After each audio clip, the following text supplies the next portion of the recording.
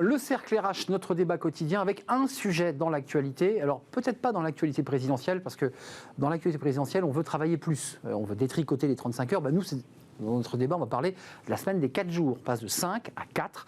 Alors c'est pas un rêve, c'est pas une utopie. Il y a des entreprises qui ont déjà basculé sur cette formule, mais ça soulève un nombre incalculable de questions économiques, évidemment, de possibilités de généralisation. Certains disent c'est impossible, on ne peut pas le généraliser. On va en parler évidemment à cœur ouvert avec mes invités. Puis on parlera aussi de la réalité des salariés, parce qu'après tout, ils sont en première ligne. Est-ce que ça leur fait du bien? Est-ce que c'est bon pour leur bien-être? Parce qu'on parle beaucoup de bien-être et de qualité de vie. Pour leur parentalité aussi, parce que ça, c'est un sujet important. On en a parlé au début de l'émission. Avec moi, 3 invités. Alors, je ne sais pas s'ils seront forcément d'accord sur le sujet, mais c'est tout l'intérêt du débat. Isabelle Rémillet, directrice d'éthique consulting et professeure à l'ESSEC. Vous avez écrit alors, le tome 2, Management Game 2. Et puis là, vous êtes en train de préparer, en tout cas de réfléchir sérieusement à un travail sur un livre sur la considération, qui est un sujet évidemment qui est un peu connexe, mais qui est assez lié au débat qu'on aura dans quelques instants. Erwan Tison est avec nous. Merci d'avoir répondu à l'invitation. Directeur des études à l'Institut Sapiens. On parlera d'économie, parce que c'est intéressant d'avoir un regard aussi à travers le regard de l'économiste, pas uniquement de la qualité de vie au travail. Est-ce qu'on peut généraliser ce dispositif? Et puis avec nous, Laurent de la Clergerie. Bonjour Laurent. Bon. Alors vous, c'est très concret parce que vous êtes le président du directoire du groupe LDLC, qui est une entreprise leader dans le e-commerce informatique. Vous avez opté pour la semaine des 4 jours, et je précise que vous n'êtes pas une PME, parce que souvent on l'entend dans des toutes petites structures. Vous avez 1000 salariés. Tout à fait. Je me tourne d'abord vers vous, parce que c'est intéressant d'avoir, non pas les observateurs, mais les acteurs qui vivent concrètement. Pourquoi ce choix? Et j'ai lu dans une interview du Nouvel Obs, récente, on vous dit, mais vous êtes un patron de gauche. Oui, je vous emmène déjà sur le débat politique. Et vous avez d'ailleurs répondu à cette question. Et j'ai répondu que je n'étais pas de gauche. Je ne vote pas à gauche. Effectivement. Alors, ce qui n'empêche pas, effectivement, comme je l'ai dit, de faire du social. Et l'idée qui était derrière tout ça, pour moi, c'était ni du social, ni tout ça. C'était du bien-être dans l'entreprise. Ça fait 3 ans que je travaille, que mon leitmotiv dans l'entreprise est d'avoir le plus de bien-être possible chez les salariés. Je m'étais même retourné vers eux il y a 3 ans. On avait un objectif d'1 milliard de chiffre d'affaires qu'on avait annoncé. On est en bourse. Et je leur avais dit, oubliez l'objectif. Moi, ma priorité, c'est que vous vous sentiez bien. Et parce que vous vous sentirez bien, on le fera un jour le milliard, vous inquiétez pas. C'est parce que vous serez bien dans vos chaussures et heureux dans la boîte qu'on va gagner ensemble. Exactement. Ma conviction, c'était qu'une boîte dont l'énergie est positive, de toute façon, ira très très loin. Et donc, je me suis accroché à ça et j'ai fait beaucoup de choses pour faire progresser le bien-être dans la boîte. Et la dernière idée que j'ai eue, il y a à peu près 1 an, un peu plus d'1 an, c'était de les passer à 4 jours. Pas si simple, techniquement. Pas si simple, techniquement. 32 heures payées 35. Alors, 4 jours, en fait, j'ai réfléchi aux 4 jours. Et puis, quand j'ai réfléchi à 4 jours, je me suis dit 4 jours, c'est 9 heures de travail par jour, à peu près. C'est 6. Il y a un débat donc, là. Il faut que je passe à 8 heures parce que 9 heures, ça ne passera pas. Et donc, je suis passé aux 4 jours et 32 heures, payé 35, bien sûr, pas de baisse de salaire. Avec des contrats partiels. Avec des contrats partiels, mais ça, c'est le cas. Non, mais c'est lié à la loi. Tout à fait. C'est ça. Sinon, il faut le dire, pour être concret, il y avait un problème sur les cotisations retraite et que le salarié en bout de chaîne n'avait pas la cotisation à la hauteur. Si on a monté les taux horaires et on est passé en contrat partiel pour que la retraite n'en pâtisse pas. Erwan Tison, rentrons dans le vif du sujet, parce que c'est un exemple d'une grosse entreprise, 1000 salariés. Alors vous n'avez pas débauché, vous êtes resté à 1000 salariés malgré la crise et malgré la crise Covid qui a traversé les entreprises. Ce débat de la semaine des 4 jours, il est utile ou pas de le poser sur la table au moment où, je le redis, une campagne présidentielle sur des thématiques éco nous disent la France ne travaille pas assez, elle ne travaille pas assez longtemps, et elle ne travaille pas assez. Nombre d'économistes interpellent les électeurs sur il faut travailler plus. Quelle est votre position et votre regard sur ce débat? Alors, oui et non. Oui et non. Je vais faire vous êtes normand. Voilà, tout à fait. Non, vous savez, effectivement, d'un point de vue macroéconomique, les Français, en tout cas, ne travaillent pas assez. On est à 1430 heures. La moyenne OCDE est à 1600 heures. C'est-à-dire qu'en fait, si, en étant en dessous de la moyenne, on se prive chaque année de 220 milliards de PIB qu'on pourrait produire justement en plus. On a aussi des problèmes structurels liés à notre marché du travail qui nous empêchent aussi d'augmenter notre temps de travail en nous augmentant d'emploi. Ah, vous voyez que vous y allez aussi. Mais vous savez, structurellement, structurellement, la tendance est à la baisse du temps de travail, que ce soit dans la vie ou dans la journée et dans la semaine. C'est pour ça que moi je pense que le débat sur les 4 jours payés. Alors moi je suis plutôt sur 4 jours payés 4 heures. Enfin, pardon, 4 jours payés 4 jours. 4 jours payés 4 jours. Ouais. Je pense qu'il est. Là, il y a un autre débat effectivement financier. Il est sain parce qu'effectivement c'est la question du bien-être au travail. Par contre, là où je pense qu'il est dangereux, c'est quand on part sur la généralisation. L'exemple LDLC, comme l'exemple islandais, sont des très bons exemples. On voit, il y a des exemples Microsoft au Japon aussi qui ont montré des exemples microéconomiques qui ont montré que c'était possible d'un point de vue. Mais si on peut le faire une fois, on peut le faire 1000 fois. Non, parce que toutes les entreprises ne sont pas du même secteur. C'est difficile d'avoir un changement d'échelle à l'échelle d'un pays, sur d'autres territoires, avec d'autres natures d'un travail. Imaginez tout simplement un restaurateur qui passerait à 4 jours. Vous aurez une journée morte, donc il faudrait double équipe. Il faudrait double équipe. Et ça veut dire aussi ce qu'on a oublié. Alors, ce qu'on a oublié un petit peu au moment du débat aux 35 heures, c'est qu'il y avait la pensée magique de se dire que le travail est un gâteau qui se coupe. Et on réduit le temps de travail, on donne plus de travail à ceux qui sont dehors. C'était ça l'idée à la base. C'était ça l'idée. On voit les chiffres montrent qu'objectivement ça n'a pas vraiment marché comme ça. Mais si imaginons vous diminuez 230 000 emplois créés, vous validez ce chiffre? Alors il y a un gros problème méthodologique parce qu'en fait tendanciellement l'économie française avait tendance en fait à une création d'emplois. L'économie était plutôt florissante. Et on voit qu'en fait on va pas se mentir. Qu'est-ce qui s'est passé dans les 35 heures, c'est que les gens ont le même stock de travail de 39 à 35 heures. Ils ont surtout rogné sur les pauses. Voilà. Avant il y avait un temps de pause qui était quand même un peu plus important que maintenant, et on fait à peu près le même temps de travail, payé à peu près la même chose. Donc, les 35 heures n'ont pas créé d'emploi. Mais je pense que du coup, ce débat sur les 28 heures, 4 jours, il est essentiel, mais il doit se faire surtout au niveau de l'entreprise et pas au niveau de la nation. Oui, c'est intéressant parce qu'on était sur 32, vous êtes sur 28, vous êtes sur l'idée, il y a quand même plusieurs modèles qui s'affrontent, sur l'idée que quand on travaille 4 jours, on n'est payé que 4 jours et pas 5. Il y a quand même l'idée d'un chef d'entreprise qui dit, moi, je veux continuer à payer sur les 35 heures. Il y a quand même plusieurs modèles, et j'ai vu d'ailleurs un chef d'entreprise, je vous donne la parole, qui évoquait l'idée que lui, il crée des postes polyvalents justement pour résoudre les problèmes d'équipe et de trous pour un restaurateur. C'est une des possibilités. Est-ce que vous allez jouer l'arbitre dans ce débat? Qu'est-ce que vous en pensez, vous qui êtes professeur à l'ESSEC, qui avez un regard, je dirais, sur notre économie? Vous dites c'est l'avenir, ou en fait on ne peut pas le généraliser, ce modèle? Alors, je suis pas normande. Mais pas loin. C'est l'avenir, mais on ne peut pas le généraliser. Il est bien clair que un boulanger qui travaille avec une ou deux vendeuses et lui qui est tout seul devant son fourneau, il ne va pas pouvoir passer au 4 jours. La petite PME, l'artisan, bien sûr. C'est ça. En revanche, à partir du moment où on met en place les éléments qui vont permettre de passer à la semaine de 4 jours, et je suis assez d'accord avec Laurent, c'est la semaine de 4 jours payé 5, parce qu'en fait, c'est effectivement ces 8 ou 9 heures qui sont la clé. Il faut quand même avoir en tête qu'en réalité, en France aujourd'hui, les salariés disent tous procrastiner plus ou moins 1 heure par jour. Donc on l'a, ça. Qu'est-ce qu'une journée de travail? Qu'est-ce qu'une journée de travail en termes de production? Non, mais il faut l'analyser, cette journée. Exactement. Évidemment. Il y a eu une étude qui a été faite par Glassdoor, ce fameux site qui travaille sur les entreprises en 2019, où ils ont eu comme réponse que 26% des gens restaient tard le soir au travail pour se faire bien voir.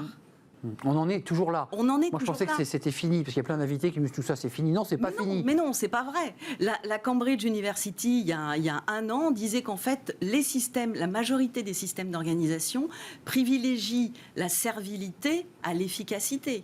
On en est là.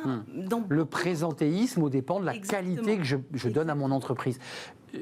Quelques chiffres sur votre réussite, parce que vous évoquiez, et j'évoquais les 1000 salariés, croissance plus 47, donc ça cartonne sur le plan de la réussite économique. Et sur le bien-être, ça dit quoi? Qu'est-ce qu'ils vous disent, vos salariés? Quel retour vous avez aussi de ce qu'ils vous donnent en échange? En fait, si je fais le retour, moi, qui est allé au-delà de ce que j'imaginais, c'est-à-dire que par exemple en logistique, un salarié qui fait 30 colis par heure, je m'étais dit, je vais devoir recruter pour compenser les 3 heures qui manquent, donc à peu près... Non, il les a compensés lui-même. En fait, il les a compensés lui-même, et j'ai compris pourquoi en le voyant, c'est-à-dire que finalement, avant, il traînait du pied parce que la semaine de 5 jours, c'est long et qu'il se sentait pas bien et que son job, il l'aimait. Métier difficile en plus. Et métier difficile. En étant 4 jours dans l'entreprise, en étant plus reposé, il traîne plus du pied. Et les 33 colis, il les fait pas pour me faire plaisir. Il les fait parce que finalement, il a l'énergie nécessaire constamment. Et puis il a dans la mire l'idée que le vendredi, il peut faire ce qu'il veut, quoi. Et que le vendredi ou un autre jour, parce que c'est pas forcément... C'est libre, effectivement. Mais voilà, globalement, à la fin, il s'est trouvé... Moi, quand j'ai posé le projet sur la table, je me suis dit, ça va te coûter 4% de ta rentabilité, tu vas mettre 2 millions sur la table et tu vas embaucher en contrepartie. C'est pas une mesure... Vous êtes un patron assez dingue, vous, quand même, hein. D'entrée de jeu, vous mettez 2 millions sur la table, vous dites tout ça c'est pour mes salariés. Je cherche du bien-être et à un moment je me dis que le bien-être me rapportera dans le temps parce qu'une énergie positive, bien sûr, et donc bien la croissance derrière. Donc je m'étais dit je vais le payer ce bien-être, je vais payer d'avance pour voir. Et au final, j'ai pas besoin de recruter parce que finalement, et c'est une critique qu'on a pu me faire d'ailleurs sur le modèle, c'est que les gens travaillent autant qu'avant. Mais ils travaillent autant qu'avant en étant reposés en fin de semaine. C'est-à-dire que... Ben oui. La magie quelque part du système, c'est qu'effectivement ils ont 3 heures de travail en moins, ils ont moins procrastiné sur les heures de présence et ils ont fait le même travail, ils ne le font pas de façon contrainte, c'est-à-dire que Comme vous dites, entraînant des pieds, c'est la bonne fatigués expression. à la fin de la semaine, ils ne sont pas en surmenage pour faire les 3 heures qu'ils font caler dans les 32 heures. Et ils sont même heureux parce qu'ils ont eu ce fameux jour qui leur a permis de décompresser Et complètement. vous le dites avec des indicateurs, hein. J'imagine que vous avez des indicateurs précis qui vous font remonter ces... Le fait que j'ai au final quasiment pas embauché parce que le travail est fait. Mais Erwan Tison, on est dans un débat très profond sur les pénuries d'emploi. Alors ça, il y a 2 sujets qui nous animent en ce moment, c'est le pouvoir d'achat et les pénuries d'emploi. Il y a un stock de 500 000, dit-on, 600 000 emplois non pourvus. Est-ce que cette relation de la marque employeur, c'est-à-dire je me dis, moi, tiens, je m'intéresse au sujet informatique, ce qui n'est pas le cas, mais j'ai bien envie d'aller chez monsieur, parce qu'après tout, on travaille sur 4 jours, on y est bien. Est-ce que ce n'est pas aussi une réponse à des métiers difficiles, des secteurs où globalement on n'arrive pas à embaucher parce que c'est dur, mal payé? Est-ce que ce n'est pas une réponse, ça? Je me tourne vers vous, l'économiste. Oui, Au-delà des grands chiffres macro, est-ce que ce n'est pas une solution à la pénurie d'emploi? Alors, je ne pense pas que monsieur soit concerné par les pénuries d'emploi dans son secteur. Vous en avez la tech, et je pense ouais. que vous en avez peut-être aussi le côté manutention. Mais quand on regarde surtout les pénuries d'emploi, il y a une corrélation directe avec la pénibilité du travail et surtout le fait que ces emplois-là soient très mal payés. Dans la restauration, ce qui fait qu'aujourd'hui on cherche 250 000 paires de bras, c'est le fait qu'on soit payé en dessous du SMIC par convention de branche. Ça a bougé, hein, vous avez vu. Hein. Ça commence à bouger. Légèrement. Et c'est par le fait qu'on ait des horaires de travail qui soient absolument catastrophiques, avec des pauses méridiennes qui vous empêchent d'avoir n'importe quelle vie de famille. Mais c'est un débat qui est très intéressant, c'est celui de l'attractivité au travail. Bah oui. Je pense qu'il y a une génération qui arrive sur le marché du travail, qui en fait n'est plus en train de demander justement à la fois des horaires tubulaires de 9h, 17h et des carrières qui soient très aussi linéaires qu'on pourrait l'avoir avant. Regardez un petit peu les enquêtes d'opinion. Il y a beaucoup de jeunes aujourd'hui et déclarent en tout cas vouloir partir en retraite à 55 ans, quitte à toucher 20% de leur pension. C'est vrai. Souhaitent travailler. Il y a eu un sondage qui a été fait sur la semaine de 4 jours, payé 4 jours. Il y a eu... Ah, vous y tenez, ça, la semaine 4 jours, 4 jours. Hein. Honnêtement, si on le fait... Vous ne seriez pas un patron généreux, vous? Non, mais je veux vous dire, d'un point de vue macroéconomique, si jamais on fait 4 jours, payé 5 jours, on perd 180 milliards par an. D'accord, ça Donc c'est OK. On peut, il n'y a pas de souci. Oui, mais il y a 108 milliards d'absentéisme. Oui, je sais, le coût de l'absentéisme, c'est 108 milliards par an. C'est une étude de... J'allais y venir. C'est une étude de l'Institut Sapiens d'ailleurs. On va exactement. Qui est dû notamment au mauvais management, au mauvais matching et surtout au présentéisme. Et à la fatigue des jobs, on se dit, ras-le-bol. L'absentéisme chez nous en entrepôt est de 1,5%. Je défie quiconque. En entrepôt. Ça, c'est sûr. En entrepôt. Et pour finir là-dessus, je pense que c'est pour ça que c'est un débat extrêmement intéressant parce qu'on a vraiment une nouvelle vague, on a une inversion des tendances et des valeurs sur le marché du travail. Clairement. Et la semaine de 4 jours va justement avec cette nouvelle volonté d'avoir quelque chose de beaucoup plus flexible, qui va aussi avec le télétravail, qui va aussi avec presque la retraite à la carte, qui va aussi avec la formation continue de vouloir devenir boulanger après 10 ans de consulting dans un grand groupe. Changement de vie. Et donc du coup, c'est pour ça que je pense que c'est plutôt un problème micro, mais c'est très intéressant d'avoir ce genre d'outil-là comme étant un outil d'une autre rémunération. La pénurie d'emploi, on ne pourra pas y répondre par une augmentation généralisée des salaires parce qu'il y a des endroits où la valeur ajoutée n'est pas suffisante pour pouvoir augmenter les salaires. Par contre, on pourra y répondre par un management peut-être plus adapté aux besoins des différentes personnes. Il y a des secteurs où on pourra dire, effectivement, tu pourras avoir tes 4 jours de travail, voire des fois 6 jours de travail, mais 35 heures lissées sur 6 jours pour avoir tes après-midi tous les jours. Donc on pourra avoir ce micro-management permettre de s'adapter justement à chacun. Très fin, en dentelle. Voilà, et je pense qu'on rentre dans quelque chose de nouveau et je pense que là-dessus vous ouvrez une porte. Alors, encore une fois, je le répète, désolé, mais il ne faut pas que ce soit généralisé, il faut que ça reste du côté micro. Isabelle Rémillet, j'ai posé la question il y a quelques semaines à l'occasion d'un événement où Bismart était présent directement au président du MEDEF, Geoffroy Roux de Bézieux. Je lui ai posé cette question, je lui ai dit, mais on a des entreprises qui sont passées à la semaine de 4 jours, je pensais à la vôtre, il y en a quelques autres qui témoignent, et il m'a répondu, c'est pas possible, j'y crois pas. On sera là pour lui expliquer avec Laurent comment ça marche. C'est ça. Mais il n'y croit pas. C'est-à-dire que le patron du MEDEF, celui qui dirige des grosses entreprises, le syndicat représentatif, dit il ne pousse pas en cette direction. Comment vous le regardez? C'est quoi? Il est du XXe siècle ou il a raison? C'est toutes les nouvelles idées. Hein. Au démarrage, on en a peur. Après, on la combat d'abord. Et puis ensuite... et après, on l'adopte. Et puis après, on l'adopte. Tant qu'on aura en tête que présentéisme égale productivité, il y a un vrai problème de mindset, il y a un vrai problème d'état d'esprit. Tant qu'on aura ça en tête, et pardon de dire ça, mais merci la crise Covid, parce que ça a obligé un grand nombre de managers à arrêter d'être dans le command and control. Parce qu'aujourd'hui, en France, le modèle command and control, c'est quand même la majorité. On oublie... Qui mute un peu quand même, là, les managers se forment, bien sûr, qui mutent travaillent à distance. Grâce, encore une fois, à cette obligation du travail à distance. Mais clairement, aujourd'hui, on oublie la nature humaine. Et c'est là-dessus que Laurent a parié. Parce que la nature humaine, c'est pas de la motivation extrinsèque. On fonctionne depuis le début du XXe siècle, depuis Taylor, sur la carotte et le bâton. Tout à fait. Or, on voit là que ça fonctionne pas comme ça.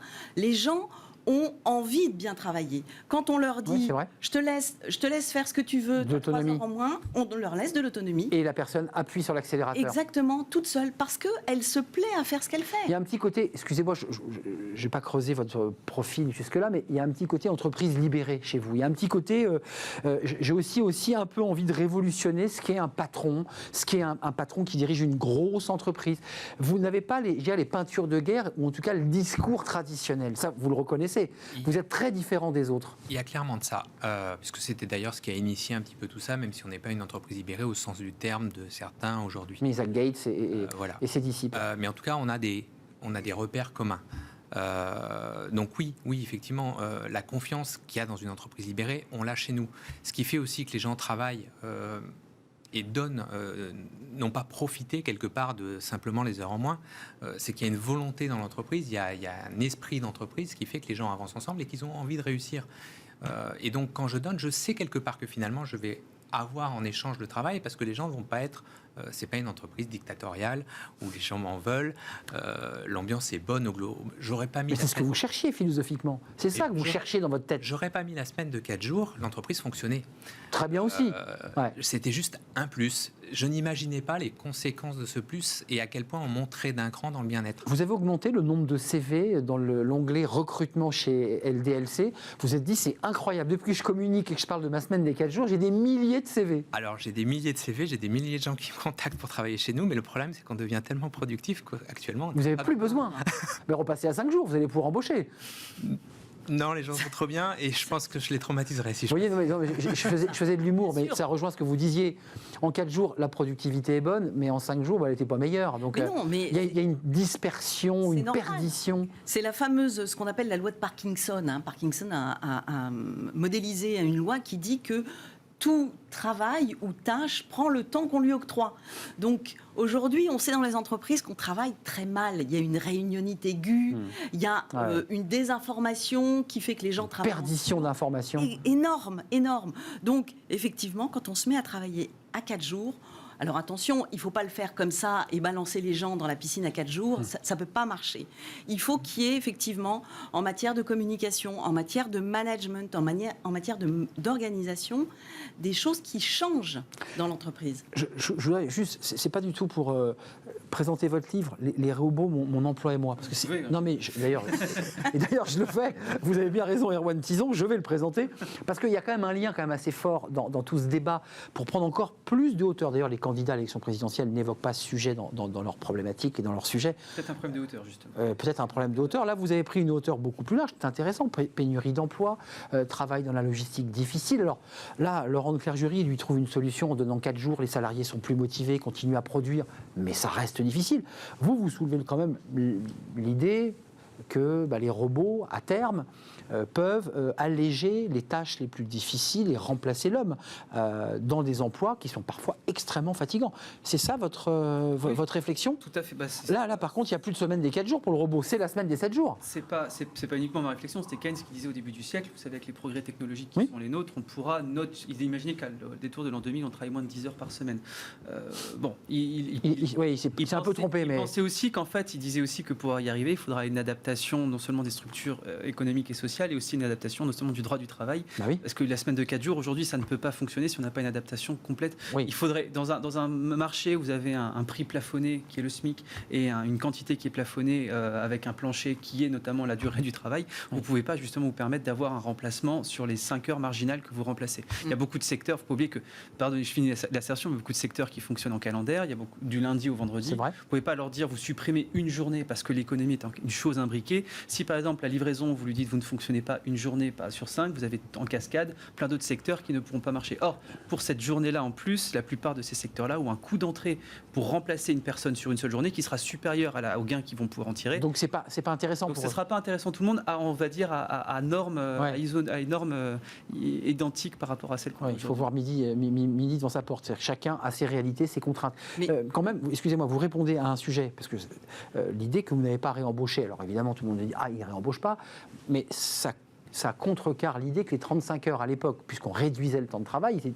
l'idée d'embaucher, puisqu'en réduisant, on devait créer plus de postes. Vous dites, non, moi j'en crée pas plus, parce que les gens produisent autant. Mais ça tord aussi l'idée que les 35 heures étaient créatrices d'emplois. Il se passe d'autres choses que je n'avais pas imaginées avant de le mettre en place. Lesquelles ? Typiquement, quand on l'a fait sur de la relation client, c'est pas un temps de travail. Non. Enfin, c'est pas une quantité de travail. C'est de la qualité. C'est de la qualité, et puis c'est des horaires d'ouverture.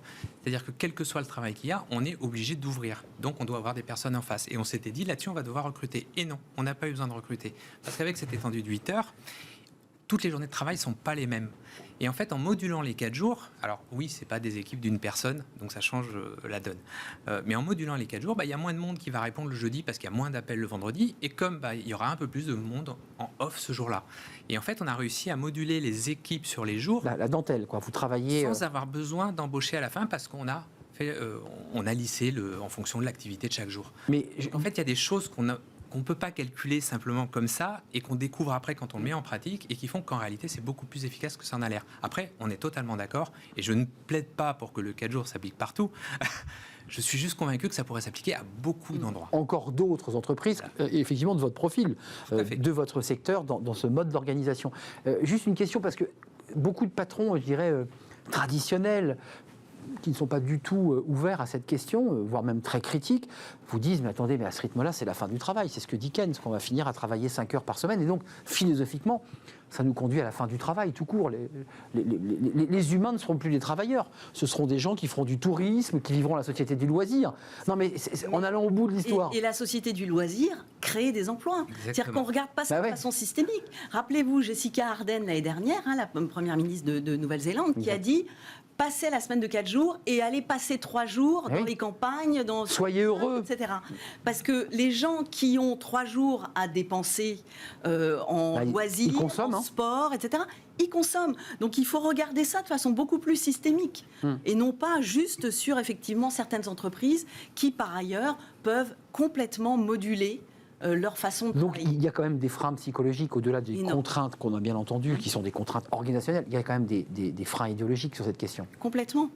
Des blocages. Encore une fois, c'est un problème de mentalité. On est sur de l'ego, on est sur de la perte de pouvoir qui font croire à certains patrons que s'ils fonctionnent différemment, ils auront moins d'importance, ils seront moins utiles, ils seront moins importants. C'est ça. C'est un problème d'ego, vous avez raison. C'est-à-dire que je ne tiens pas mes équipes, je ne tiens pas mes troupes. Quand on a mis en place l'idée, au départ, avant de le mettre en pratique, j'ai eu des managers qui sont venus me voir en me disant « mais ils vont rien faire le 5e jour ».